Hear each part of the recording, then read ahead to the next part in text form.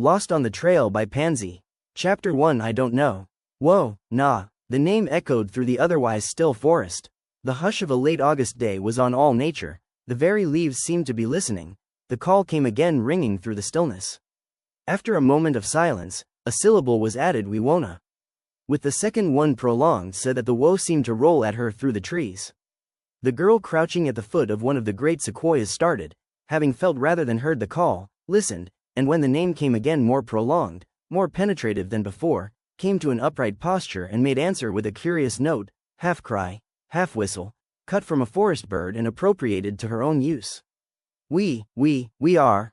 With a penetrating swell of the final ah, she waited a moment to see if the call was answered, then arose and shook herself from dried leaves and twigs, much as a dog might have done.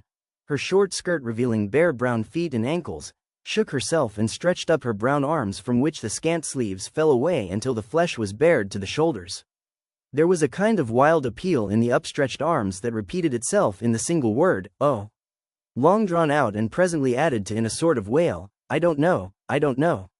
It was but an exclamation, not a hint of prayer in the words, and yet it was as distinct a cry for help as human lips could form.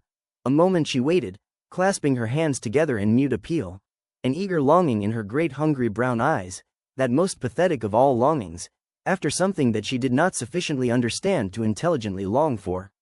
The girl had come that day face to face with a mystery so great, so solemn, so terrible, that she believed the shadow of it would lie about her forever. For the second time in her life, she had looked upon death. The first time was long ago, and the victim was her mother. The girl remembered it vividly enough, though she had been less than 6 and now was 16. They had walked and walked and walked. Later, when she found out what the word meant, she was sure that they had come many miles.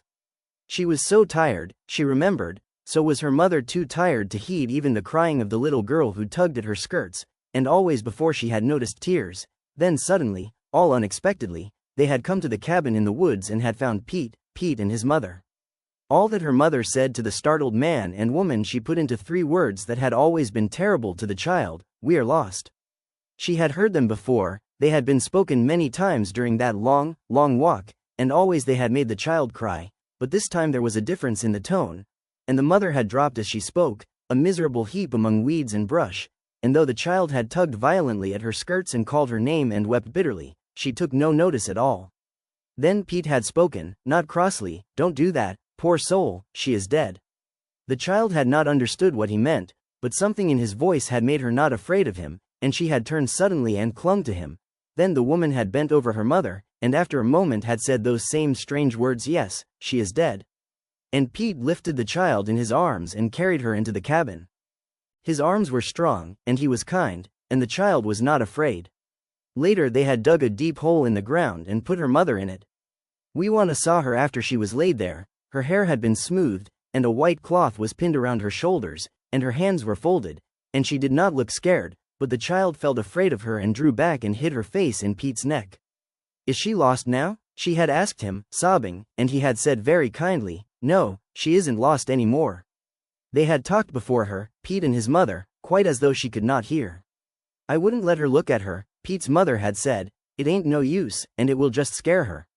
But Pete, with the child in his arms, had spoken firmly: yes, she must see her, she may remember it afterward, anyhow, it's her right and it's all we can do. So the child had looked and then hid her face and cried.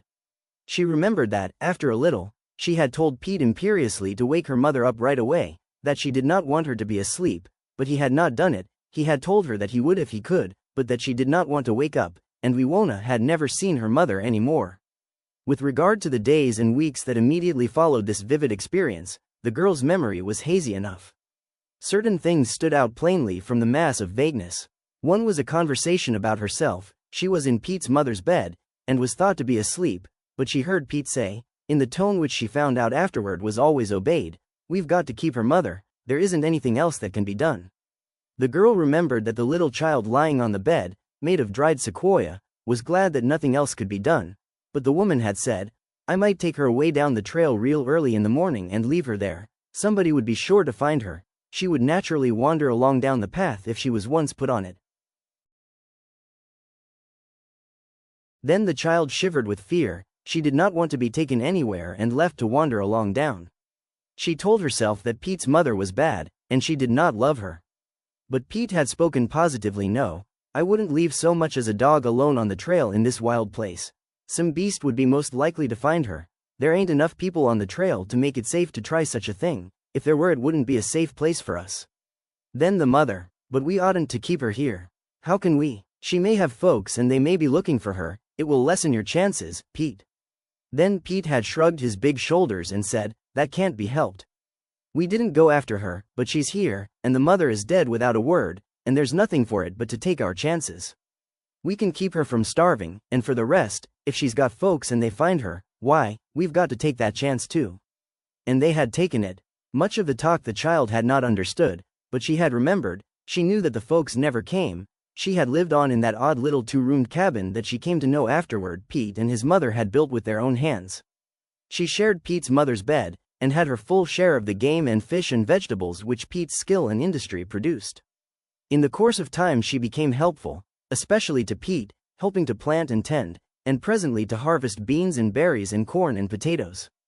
As the years passed, she took her full share of the work, being out of doors with Pete whenever possible, and accepting indoor tasks with resignation as a part of life that must be borne, and that, if quickly done, would give her longer time outside with Pete. Always she felt cramped and choked in the little cabin. Always she looked upon the woman who reigned there as Pete's mother, and, aside from him, a very little consequence in the world. She herself belonged to him, lived for his sake, and followed him about wherever possible, much as a faithful dog might have done. Meantime she learnt some lessons besides those which field and forest taught her. Such crude cooking and housekeeping as the limited resources afforded, she became skillful in, at first, as has already been said, because prompt attention to business there released her sooner to follow Pete, and afterward because Pete showed an interest in her work and praised the dishes she made for him. She early showed a taste for decorating the poor, bare room that interested Pete and troubled his mother. This instinct grew upon her with her years, and the cabin blossomed under her touch with all the treasures of field and forest. She was skillful in finding wildwood blossoms that neither Pete nor his mother had suspected were their neighbors, and her disposal of a spray of feathery fern or wild cucumber vine, or the graceful branches of the young madronas, was a never-ceasing source of wonder and pleasure to Pete. Where does she get it all? He thought aloud rather than ask the question one evening as he sat gazing at a bush with some of the leaves of flame that glorified the space between the two small windows, or rather the two small holes that let in light and air, but were guiltless of sash or glass. Get what? His mother asked the question quickly, then her eyes followed his, and she spoke the thought, she ought to be named Weewana. The moment she had said the words she would have given much to recall them. At first Pete winced almost as if a blow had struck him, then after a silence he asked, what made you say that? I don't know, then speaking doggedly as one who felt that having said so much, she might as well go on, I think it so often, I suppose, is the reason. She makes me think of her all the time. Pete was still for so long after that his mother, glancing occasionally at his face, wished again that her tongue had not made that wild slip. At last he spoke, we'll name her that then, she is getting too old to be called just the child. She couldn't have a name that would suit me better, and it is true, as you say that it fits her, I wonder I had not thought of it before. Then the mother was dismayed almost beyond the power of words, but the long silence had been broken and she resolved to go on. I should think that was the last name you would want to use or hear used. It ruined your life. The least you can do is to forget it. You are mistaken. I don't want to forget it. I couldn't if I would, and I wouldn't if I could. It didn't ruin my life. All the joy I ever got out of life came through her. I'll call the child Weewana, and be glad to.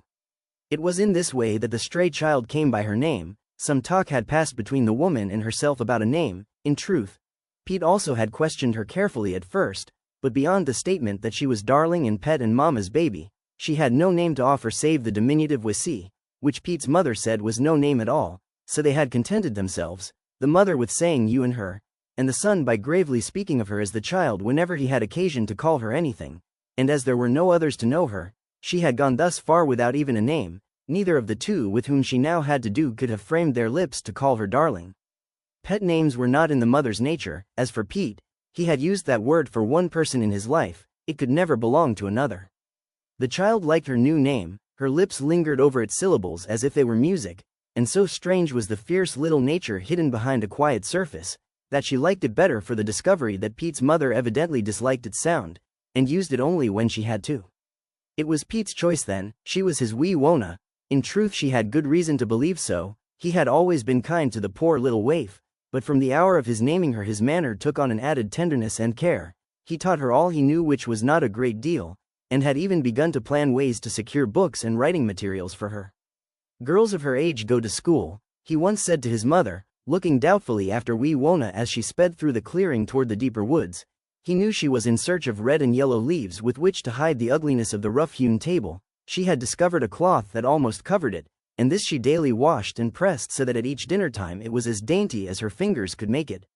The girl's instinct for cleanliness could not but be approved by Pete's mother. She had the same herself, but the daintiness, such as the careful pressing of the clean cloth and lying about its edges bright-colored leaves, or on its center a bouquet of wild flowers so skillfully disposed as to almost hide the ugly tin can that held them, Pete's mother openly scorned. Not so, Pete, he liked it all, and discovering this the child was more than indifferent to the woman's scoffing. Clothing for the three was scarce and of the poorest.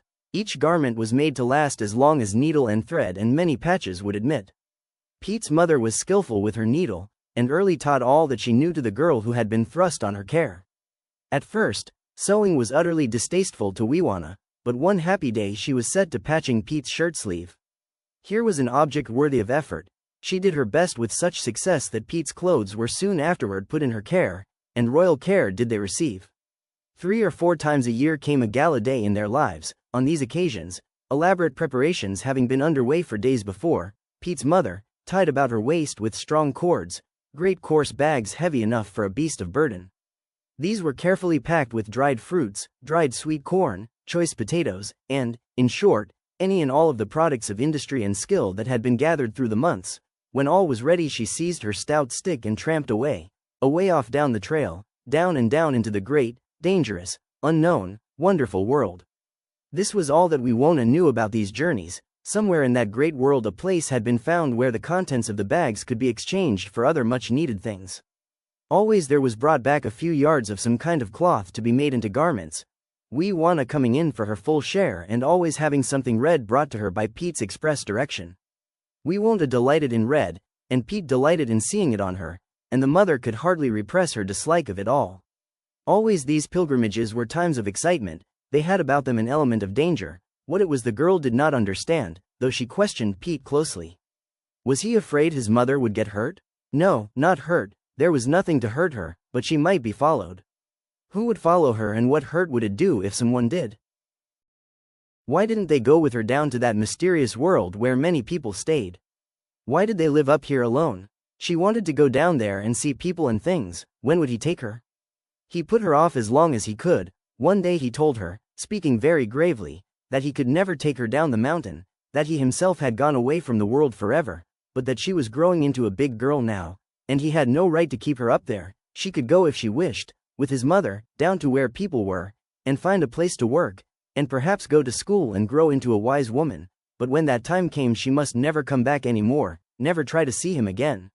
She had turned white over the suggestion, and then had set firm lips, and told him not to speak to her about the hateful world again. She would never go away from him, never, never. She did not want to see people nor things. She wanted her dear, sweet, beautiful forest, and her dear, dear Pete, and nothing else in all the world. End of chapter 1.